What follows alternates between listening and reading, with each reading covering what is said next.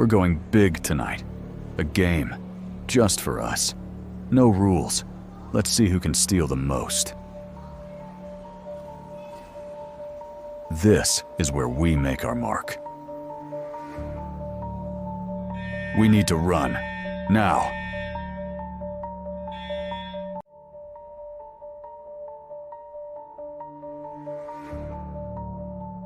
Maximus was always the spark in every room. The guy who cracked jokes, dared others to do things they would never dream of, and walked through life like the rules were made for someone else. He didn't mind being the center of attention. It was like a drug to him, and he was addicted. The more people watched, the more he craved it. If they looked at him with admiration, so much the better. But more than anything, he craved power. The kind of power that only comes from pushing others, testing limits, and seeing how far he could go before the inevitable crash. It was a cool, early autumn afternoon when Maximus found himself with his friends at the local park. The sun was low in the sky, casting long shadows on the ground. The scent of falling leaves mixed with the distant chatter of people milling around, not paying attention to the reckless plans forming in Maximus's mind. They were just waiting for the next thrill. And Maximus was the one to deliver. He had been watching the group, sizing them up, testing their loyalty. Jake was the easiest target. Maximus had known him since they were kids, and Jake had always been the follower, the one who hung on to every word Maximus said. Today, however, Jake was holding back, looking a little uneasy. "What's wrong, Jake?" Maximus grinned, his voice dripping with feigned concern. "You've got that look on your face. You're not chickening out on me, are you?" Jake shifted uncomfortably. "I don't know, man. Last time we did something like this, I felt like I was pushing it. I don't want to get into real trouble, you know." Maximus's grin widened. It was always like this. Jake had that same nervous energy whenever things started to get too real. But Maximus loved it. Loved the way he could bend Jake's will with just a few words. "Jake, come on," Maximus said, lowering his voice to a whisper. "This is nothing. We're just having some fun. It's not like we're robbing a bank or anything. It's just stuff. Small things. You won't even get caught." He paused, looking around at the rest of the group, waiting for them to chime in. The others, a mix of followers and kids who were just looking for something to make them feel alive, were already leaning in. Maximus could see the hunger in their eyes, the desire to do something that would make them feel invincible. "I've got a plan," Maximus continued, his voice quiet but dangerous. "We're going to the shopping center. Let's see who can steal the most stuff. Watches, gadgets, maybe even wallets. It'll be like a game. We'll do it for fun. No one will know." Jake hesitated, his face pale. That's risky, Max." "What if we get caught?" Maximus laughed, loud enough for the group to hear. "What, you scared? Come on, Jake, we're just having fun. Trust me, no one will even notice. We'll be in and out. Who's with me?" The others didn't hesitate, their eyes lighting up with excitement at the challenge. They all wanted to be part of something bigger, something that would make them feel like they were in control of their own destiny. Maximus could feel the momentum shifting, could feel them falling into place like pieces of a puzzle. Jake, for a moment, looked around at the others, his resolve wavering. "I'll go, but just don't get carried away," Jake muttered, clearly out of his depth. Maximus didn't hear him. His mind was already racing, already planning the next move, calculating how to pull it all off without a hitch.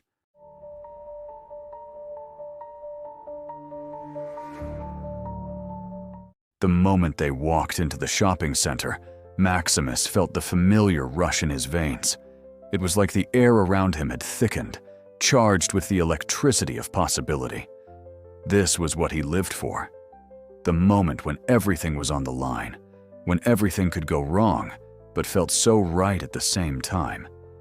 He could already see the shop windows, The high-end electronics, the watches and gadgets sitting behind pristine glass, waiting to be taken.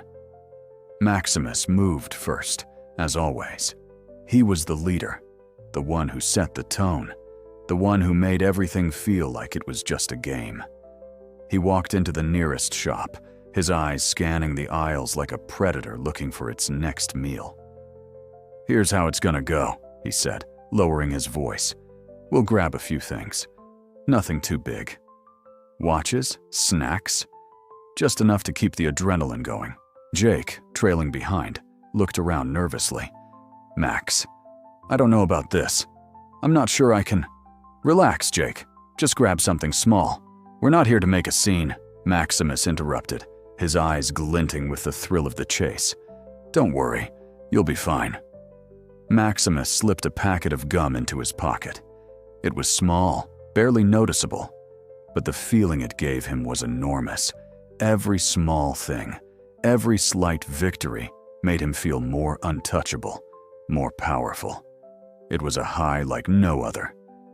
They moved on to the next store, then the next, slipping things into pockets, feeling the weight of their stolen goods accumulating. Watches, pens, earbuds, nothing that would raise an alarm. Not yet, but with every step, Maximus could feel the tension building. His heart raced, his palms sweating. He wanted more, always more. The adrenaline was starting to wear off, and Maximus's eyes landed on the electronics shop. It was the big one, the prize. It was sleek, clean, and full of high-end gadgets, the stuff dreams were made of. Maximus turned to the group, his voice dropping lower. "This is it.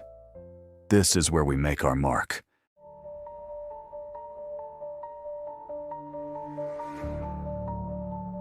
Maximus led the group into the electronics shop, his eyes already scanning the displays. He was in the zone, thinking only about the next thrill, the next step. He walked straight to the case of expensive watches, his fingers brushing the glass as if he could already feel the weight of one around his wrist.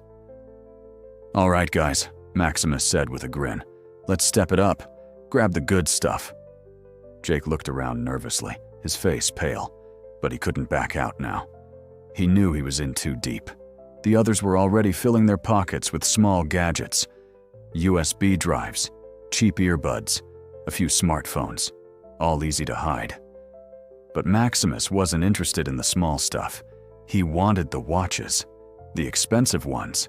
"Max, man, this is too much," Jake whispered, his voice trembling. "We can't just take these. Someone's going to notice. This isn't like the others." Maximus turned, his eyes narrowing. "You scared, Jake. This is the real deal. You either do it or you don't.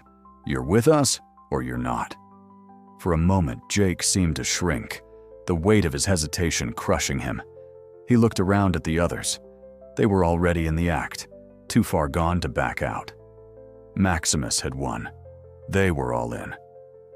Maximus grabbed a sleek silver watch, slipping it into his jacket pocket. He smiled to himself. This was the rush he lived for, the thrill of taking something valuable, something that felt impossible to attain, and making it his. But as he turned to leave, he saw the flash of a uniform from the corner of his eye. It was a security guard, walking toward them with purpose. Maximus's heart skipped a beat. The game was no longer fun. It was getting real.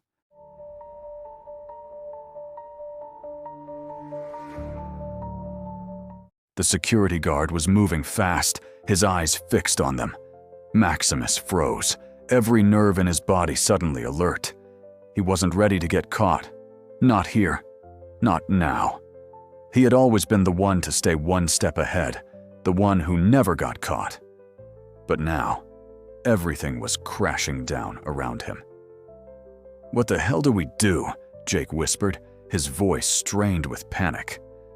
Maximus's mind raced, calculating every possible move. He could run. They could all scatter. They might make it out. But as he glanced around, he saw the others starting to panic, their eyes wide, their movements jerky and unsure. Maximus gave a sharp nod. "We bolt. On 3, 2, 1. Before he could finish, the alarm blared. The sound pierced through the shopping center, shattering the illusion of control that Maximus had so carefully cultivated. The guard was rushing toward them, and now the whole place was aware of what was happening. Maximus didn't wait for Jake. He ran. But as he sprinted through the crowd, the reality of what he had done hit him like a freight train. The fear, the guilt, the adrenaline. It all mixed together in a heady cocktail of panic. He was running, but for the first time, Maximus wasn't sure if he could outrun the consequences.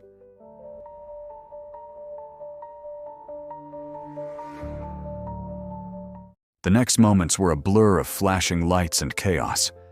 Maximus didn't know how, but within minutes, he found himself surrounded by security, the police closing in from all sides. "Max!" Jake's voice cut through the haze of panic. "What the hell did you do? Why didn't you stop?"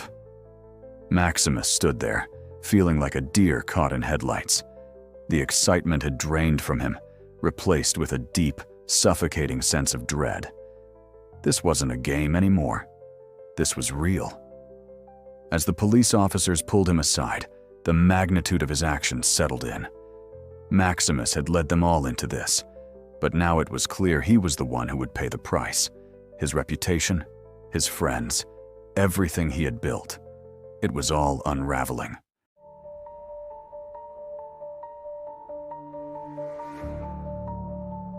Maximus was led out of the shopping center in handcuffs, the cold metal biting into his wrists.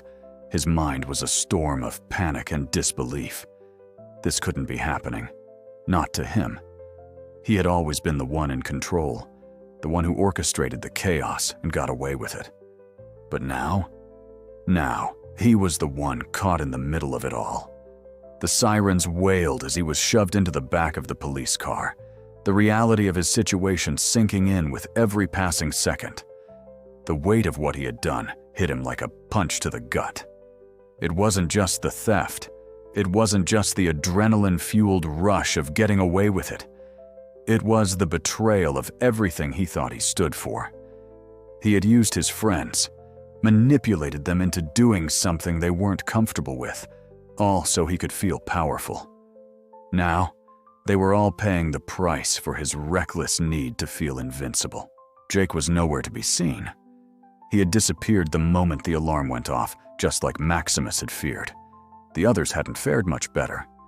One by one, they had been rounded up by security, but it was clear Maximus was the one they were focused on. He had been the ringleader. He had led them all into this mess. His mind raced with thoughts of how he could get out of this. Could he talk his way out of it? Could he blame it on someone else? Maybe if he denied everything, maybe if he just... A knock on the car window broke his thoughts. The officer was standing there, looking at him with pity. "Your parents are on their way," the officer said, his tone clinical. "We'll have a talk about this, Maximus. But you're not getting off easy this time." Maximus closed his eyes, the dread building inside of him. His parents were going to find out. The look of disappointment on their faces was going to haunt him for the rest of his life. It was one thing to mess up, to fail in school, to disappoint them with his attitude. But this was different. This was the kind of mistake that stuck with you forever. The car began moving, and the walls of the world seemed to close in on Maximus. There was no escape, no way out. He had made his bed, and now he had to lie in it.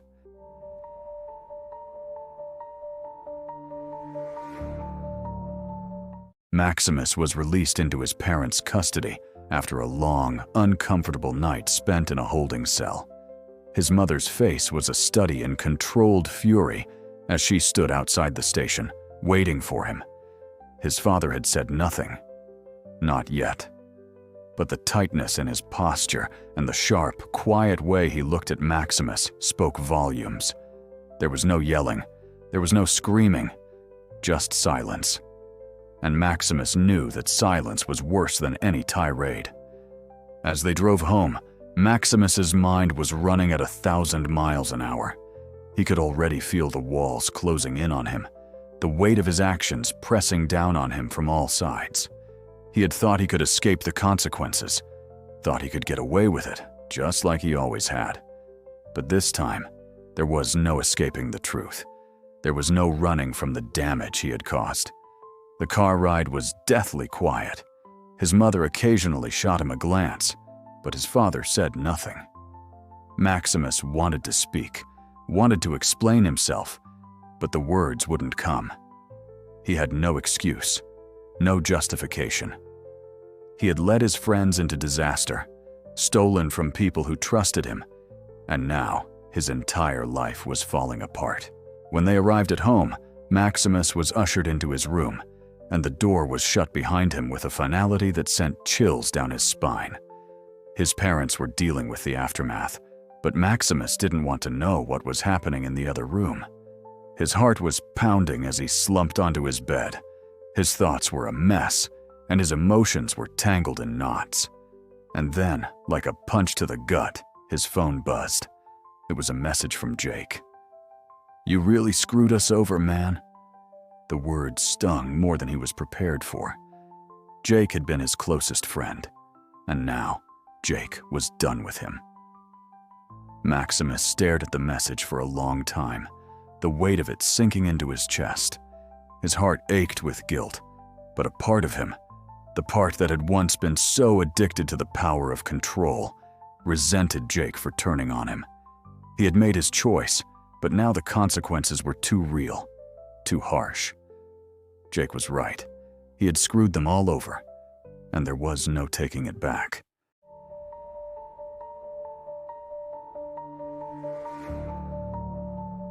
Days passed, and the punishment was swift. Maximus's reputation, built on years of charm, athleticism, and bravado, crumbled to dust. He was kicked off the football team, expelled from the group he had once controlled, and his social circle evaporated in a matter of days. The whispers in the hallways were deafening. He had been the golden boy, the one everyone looked up to, the one who had everything. But now he was a cautionary tale, a joke. But the hardest part? The hardest part was the silence. His parents were disappointed in him, yes, but it was the silence in their eyes that gnawed at him. They no longer looked at him with hope or pride. They looked at him with regret, and he could feel it. That regret was worse than any punishment he could have received. It was the realization that he had destroyed not just his own future, but the trust his parents had placed in him.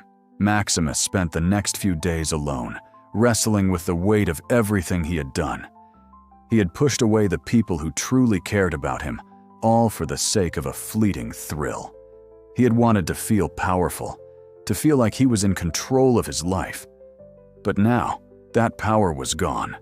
The friends he had used to make himself feel invincible were gone. The respect he had craved was gone. And for what? The thrill was gone. The rush was over. All that was left was the crushing weight of his choices. Maximus couldn't undo what had been done, couldn't erase the damage. But he knew one thing for sure.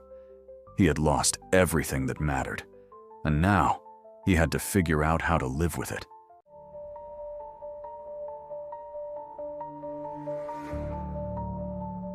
The weeks dragged on, and Maximus felt like a ghost at school. He passed by the old spots where his friends used to hang out, but they ignored him, their eyes filled with disdain. He didn't blame them. He had let them down. He had let himself down.